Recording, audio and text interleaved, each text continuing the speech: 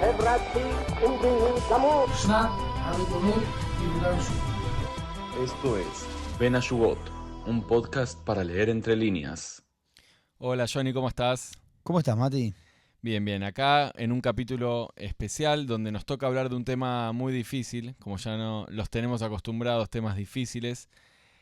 Pero hoy particularmente nos toca hablar de las investigaciones que publicó el Ejército sobre los hechos del 7 de octubre. Sí, recordemos que hasta el momento que estamos grabando esto, 5 de marzo de 2025, las investigaciones que se hicieron conocidas y que se publicaron son investigaciones del Ejército, del Shabak, y tenemos ciertas cuestiones de la policía.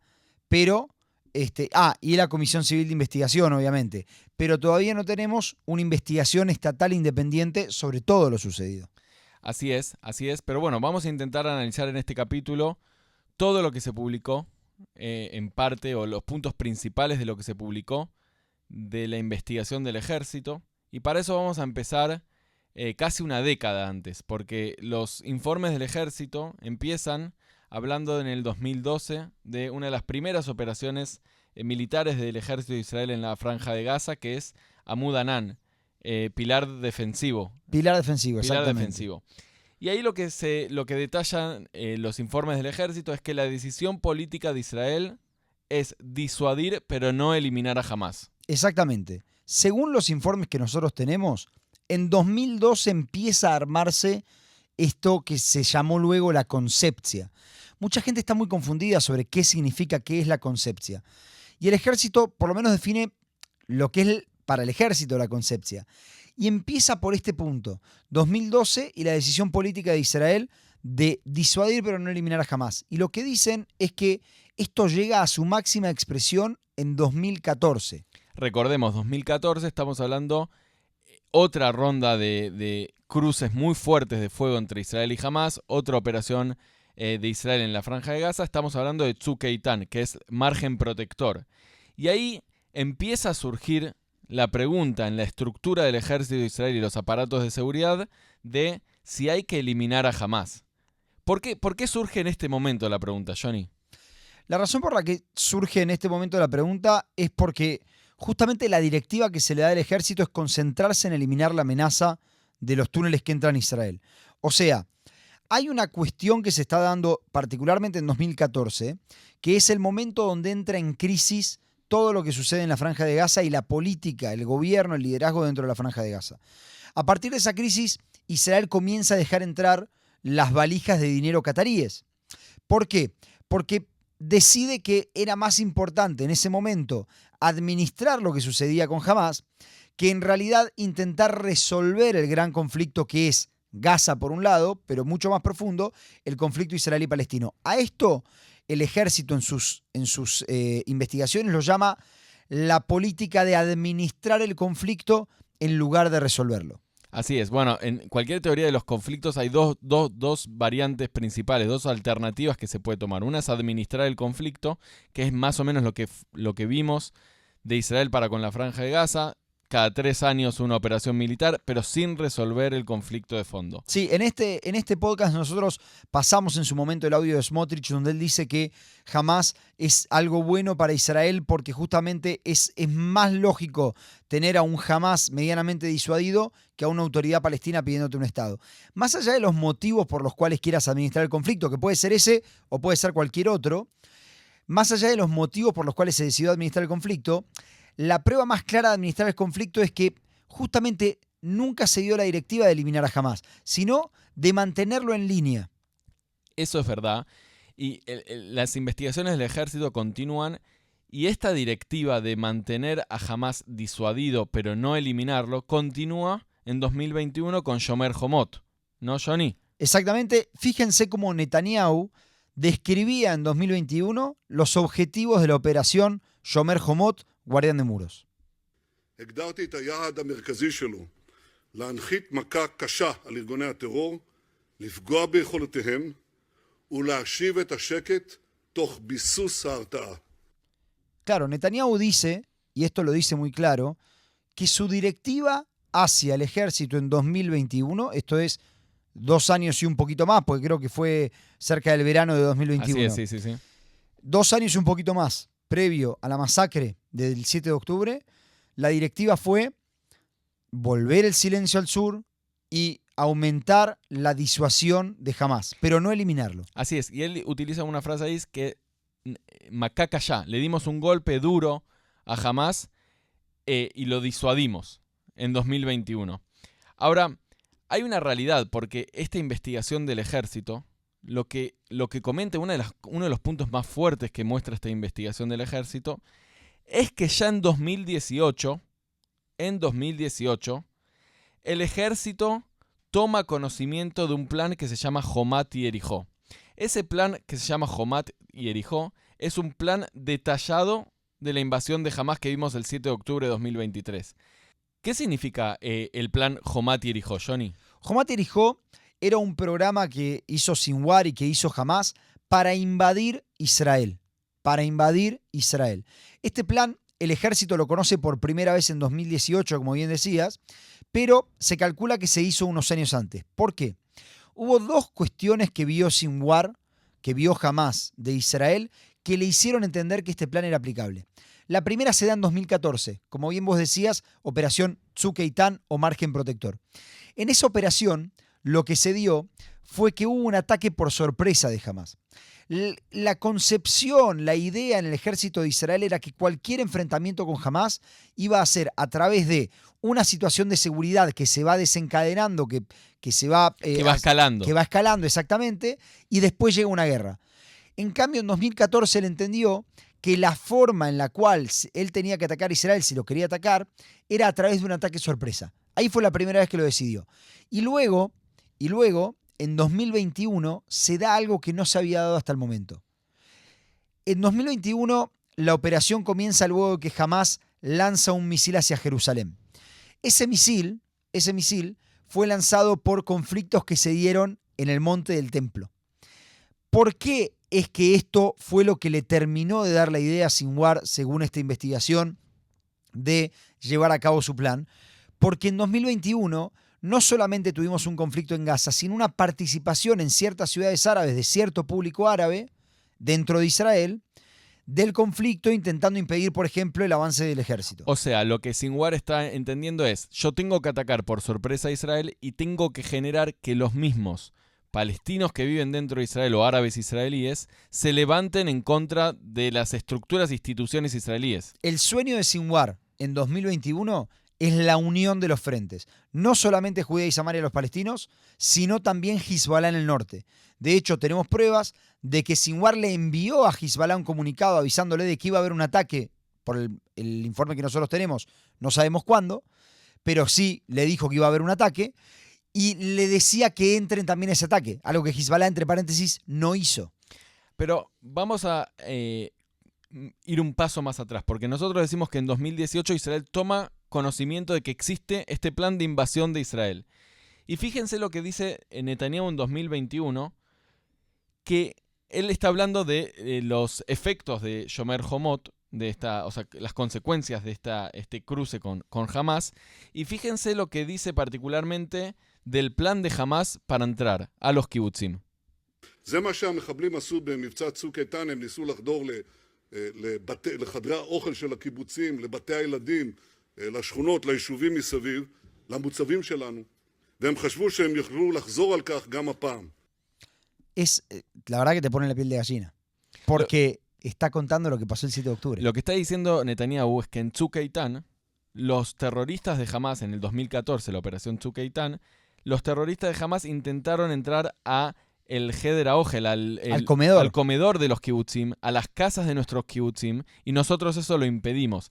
Pero más allá de que Israel efectivamente lo impidió en 2014, Netanyahu acá está afirmando que este plan existe, o que lo sabía, que había un plan de Hamás de entrar a territorio israelí, entrar a los kibutzim, y lo demás es historia. Una de las grandes dudas que hay, según este informe que nosotros tenemos, Mati,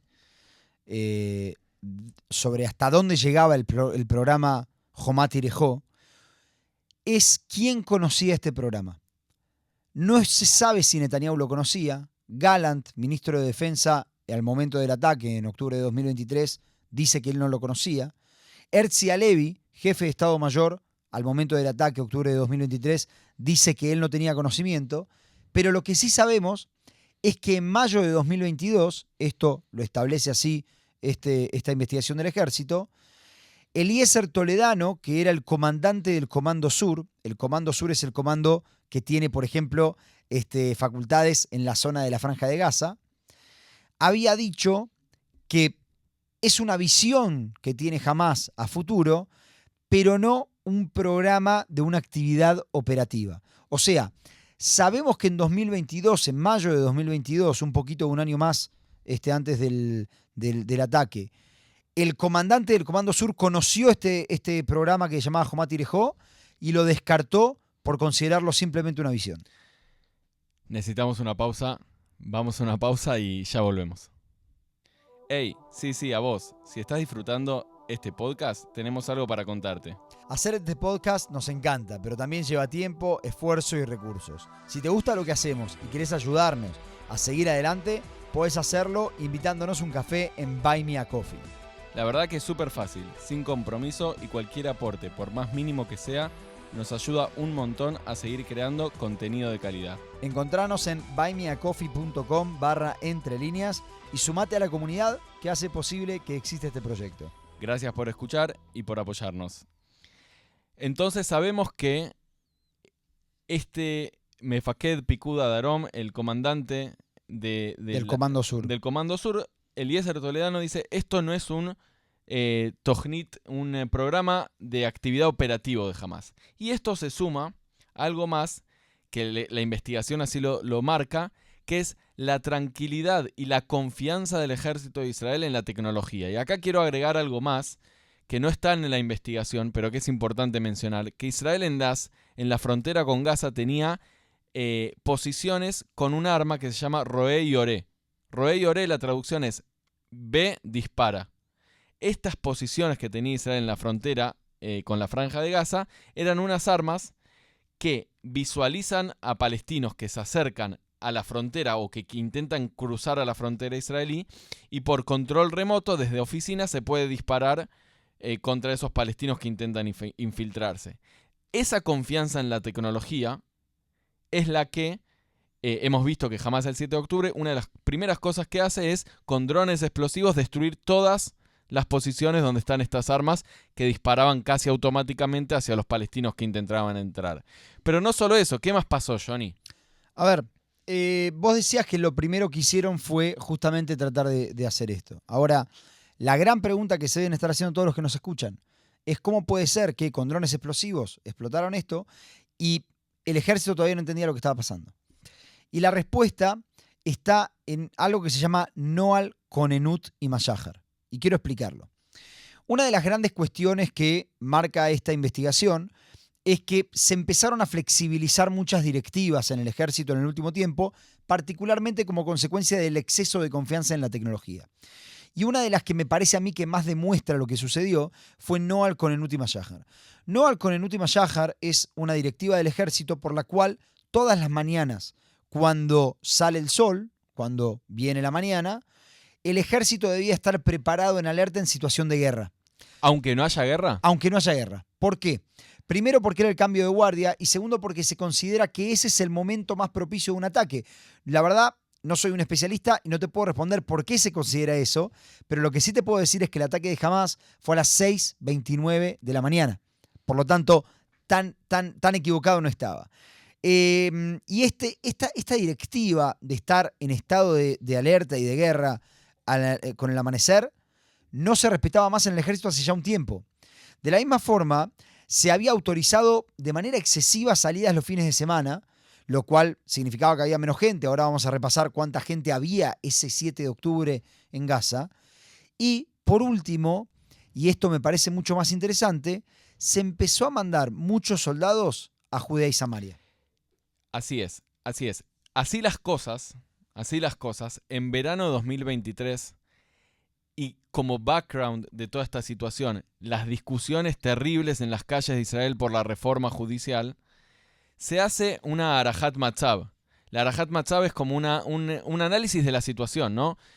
Y hay un documento en esta reunión en la que participó Netanyahu, participó Herzi Halevi, el jefe de Estado Mayor.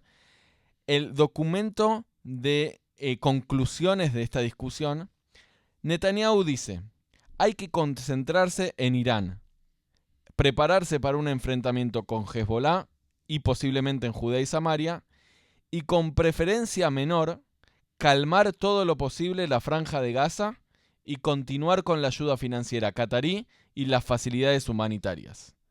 Nadie en el ejército desafía esta postura de Netanyahu, porque también hay que decirlo, si bien Netanyahu está menospreciando las capacidades militares de Hamás, nadie en el ejército, nadie que participó en esta reunión lo desafía y le dice: no, pará, puede ser que estemos leyendo mal el mapa. Completamente de acuerdo. Y acá es donde se ve, como diríamos, se ve en la cancha las consecuencias de esta supuesta concepción. El hecho de administrar el conflicto y no resolverlo, y el hecho de decidir que hay que disuadir a Hamás pero no eliminarlo, es lo que termina haciendo que justamente terminen dándose estas situaciones donde Gaza ya no pasa a ser una área importante porque ninguna amenaza puede venir de ahí, producto de la excesiva confianza en cuestiones tecnológicas. Como consecuencia de esto, 14 unidades quedan cuidando una frontera, 14 unidades quedan cuidando una frontera que tenía 65 kilómetros de largo. A ver, para que se entienda lo siguiente, la mañana del 7 de octubre, había 671 combatientes contra alrededor de 5.000 terroristas que entraron durante todo el día, en 114 puntos diferentes de la frontera. 671 combatientes. Miren, este informe lo que nos dice es que en Judea y Samaria, en el mismo día, o en realidad en un periodo desde marzo 22 hasta el 7 de octubre, hubo un aumento de 40% de batallones en Judea y Samaria. O sea, coincide con esta visión de Netanyahu y del ejército de Israel, que el próximo enfrentamiento va a ser en Judea y Samaria, en Cisjordania, no en la franja de Gaza.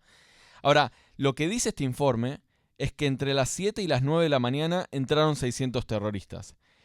Hasta las 12 del mediodía... Perdón, Mati, eso significa que entre las 7 y las 9 de la mañana estábamos casi que 1 a 1 con la cantidad de soldados que había. Esto es increíble. Pero hasta las 12 entraron 3.700. En todo el día entraron 5.000 terroristas, y lo explica a través de 114 puntos en la frontera.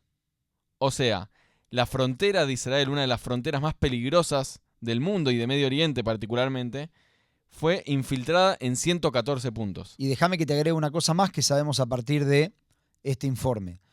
Cuando empieza el ataque del 7 de octubre, el ejército no sabía muy bien cómo reaccionar. ¿Y qué es lo primero que dicen?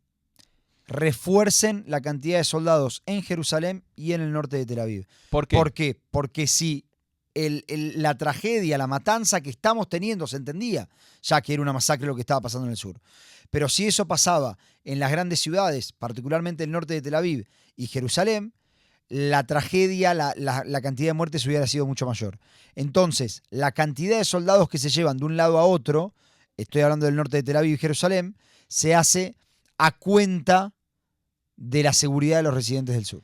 Y acá hay un punto que es bastante fuerte cuando hablamos de a cuenta de. Porque las Kitot Konenut son las grupos que cada kibutz tiene grupos dentro del kibutz que se organiza para defender al propio kibutz. Se llaman Kitot Konenut.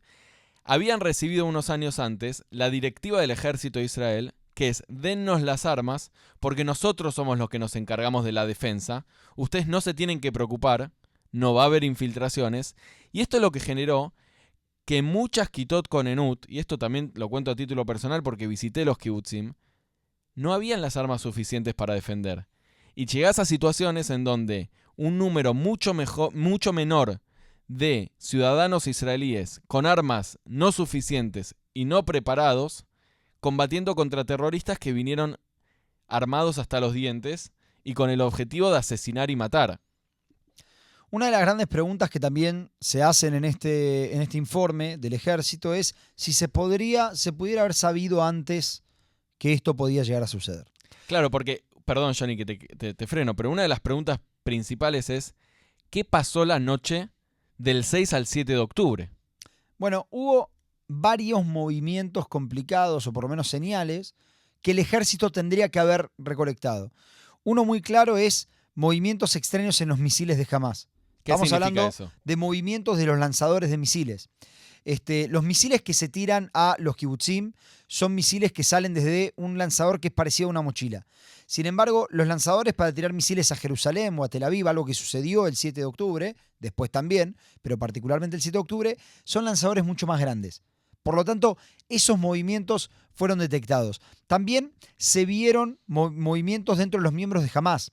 Los miembros de Hamás empezaron a esconderse en los túneles, lo cual indicaba que podía haber cierto movimiento. Hubo una situación muy complicada, que es la situación de los SIMS. Y acá quiero explicar una cosita muy pequeña.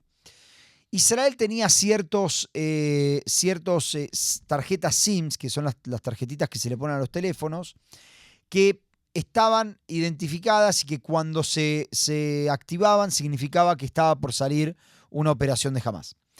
Ahora, ellos vieron la activación de las tarjetas SIM, esto lo ve el Shabak, y el Shabak envía a Gaza un grupo que se llama el Grupo Tequila. Es muy importante lo que estoy diciendo ahora porque nos marca cuál fue el gran fracaso del 7 de octubre.